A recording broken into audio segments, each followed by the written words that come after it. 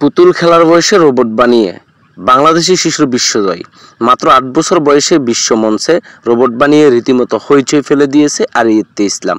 এবছর দক্ষিণ কোরিয়ার বুসানে বসেছিল আন্তর্জাতিক রোবট অলিম্পিয়াডের ২৬তম আসর, যেখানে বাংলাদেশ থেকে অংশ নেন ১০ জন শিক্ষার্থীর একটি টিম, যেখানে সর্বকনিষ্ঠ প্রতিযোগী ছিলেন আরিয়েত্তি।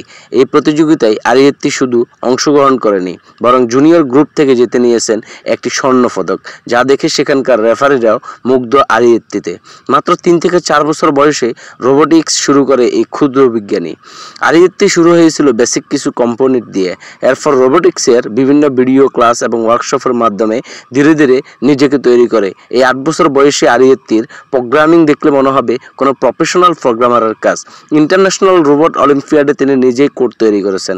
এরপর আরডুইনো দিয়ে বানিয়েছিলেন রোবট, যে রোবট নদী বা সমুদ্র থেকে ইলেকট্রোম্যাগনেটের সাহায্যে ধাতু, স্টিল কিংবা লোহার তৈরি যে কোনো বস্তু অনায়াসে উপরে তুলতে পারে।